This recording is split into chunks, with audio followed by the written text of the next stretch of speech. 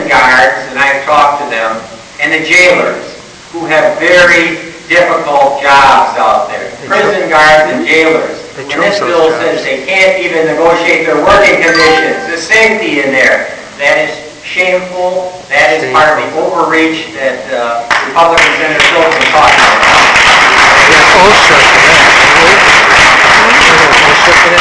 Here's a related question. The recently passed bill that eliminated collective bargaining for government employees did not include fire, police, and other public safety personnel. Would you support legislation that would include all government employees without any exception? Absolutely not. I think the existing bill went too far. Why would I want to increase that horrible bill?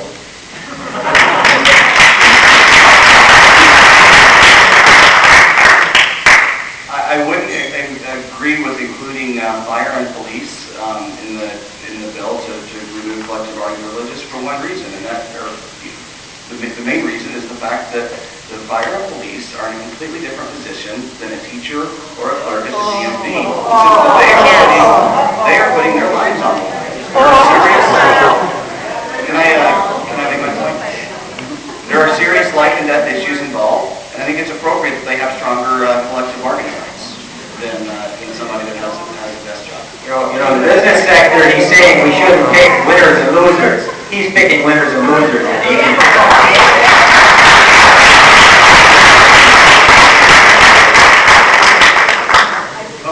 I disagree. I think I'm making distinctions based on what one person's job is compared to what another person's job is, and what's appropriate for them to be able to bargain on. Mm-hmm. Okay, moving on. Wisconsin has always led the country in education. What have you done or will you do to help us maintain our lead in education? Okay. Well, education is something that's very near and dear to my heart. Obviously, I've got two young children in the Kenosha public school system, and I think it's important that we have a strong education system.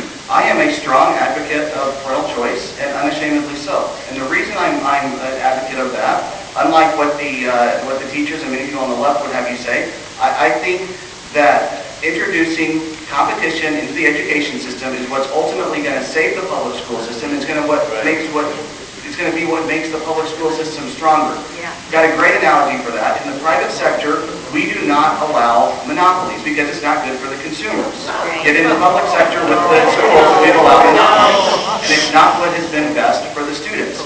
And I think what's happening in Kenosha right now is a case study.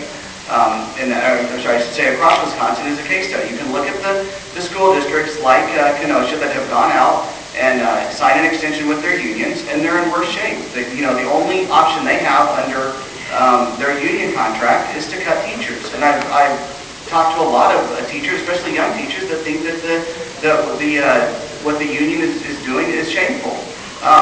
Conversely, if you look at some of the other school districts that haven't gone out and signed contracts with their unions, they are now going from having a deficit to a surplus. They're hiring teachers. They're lowering class size, and that's what's best for the students. Right. Competition. When a teacher and an administrator knows that if they don't provide the right kind of education to the student, the parent is empowered to pull that student out and go to a school that is providing a better education. That's going to motivate that administrator and that teacher to make sure that they are providing a quality education.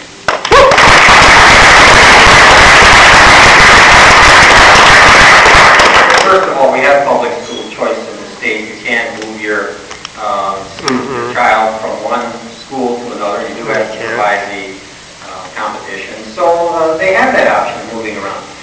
You've heard his opinion. Let's listen to Diane Ravitch, who is a national education expert out there. She said, I was wrong because I've looked at the studies out there, and the kids in charter schools and the kids in choice schools have no better performance than public schools. She was wrong out there.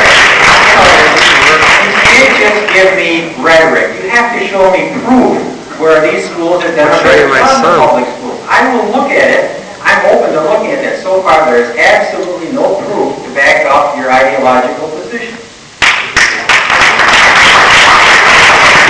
To meet my son. My only response to that is that fundamentally, I think that parents are in a better decision, a place to make that decision than the government is. Yes. If the parent thinks that they can get a better education for their students by putting them in to, whether it be a charter school, private school, whatever it is, if they're getting a better education, oftentimes with less money per student, then why don't we empower them to do that? And talk about, whether we're for the middle class or, those that are suffering. I'm fortunate enough to be in an economic position, while it would be a burden for us, if we wanted to make the decision, I could put my kids into a private school. But why should we not give that same choice to somebody that can't afford that? Where is the fairness in that? Why are we reserving the private schools only to those that can afford it? Right. That's right.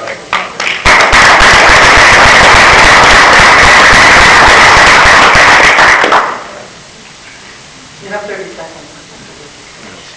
I said my piece. Yeah, because he needs to own.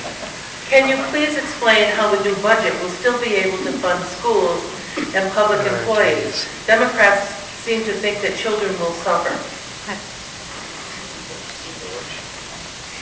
Well, of course, we've had teachers laid off in Kenosha. I talked to teachers. They're going to have higher class size out there. And I talked to the head of the school board at a meeting last Saturday morning, and she said that even more devastating cuts are coming in the second year of the contract. So, once again, I think it's shameful in this budget. It's not like when I got out of high school and there were 10 good factories around here and they're all gone. Our kids are in worldwide competition out there. The health, they have to have the best education, and I think it's shameful for these right-wing ideologues in Madison to cut funding for our kids when they need it the most, at the university level, at the tech school level, and at the local level.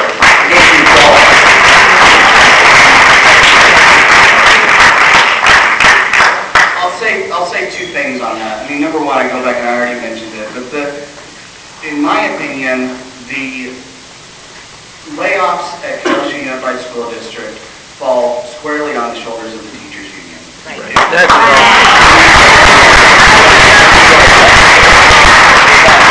teachers union was willing to reopen the contract. They signed it, extended things to 2013.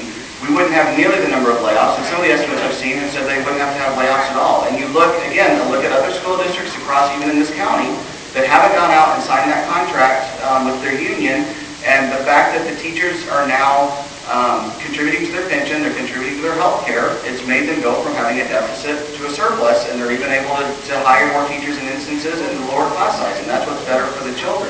Right. Now, again, I want to be very careful. I do not want to minimize these effects on real people. I understand that these teachers are hurting, that this cuts into their bottom line. But if we don't make these hard decisions now, what is the alternative? And the alternative, again, we saw it in 2009. Raise your taxes again. The problem is, that's, again, going to drive companies out of the area. It's going to drive jobs away. The sustainable answer to all of this is to make sure we have the right job-creating environment so that we have a growing economy, we have new jobs that are hiring people, those people pay taxes, those taxes go to pay school teachers, to pay our public services that we enjoy, but we need to make sure we have the jobs and the right environment to create those jobs. I'll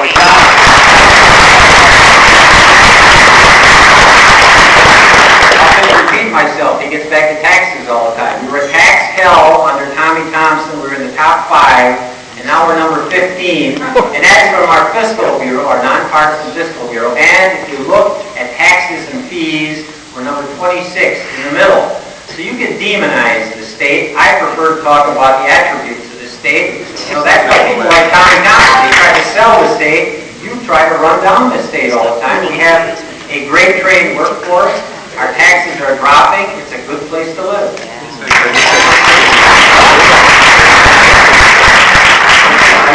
I come from a school of thought where being number 15 in the country is not something to brag about.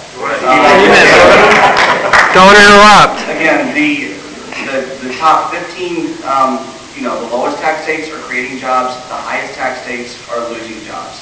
And I don't know where it doesn't matter what the number is. The point is that Wisconsin consistently over the last few years has not done well compared to other states. And we need to realize we are in competition with other states for jobs. And so we can keep denying it and saying that we're doing great, but the bottom line is we need to do better. We're in the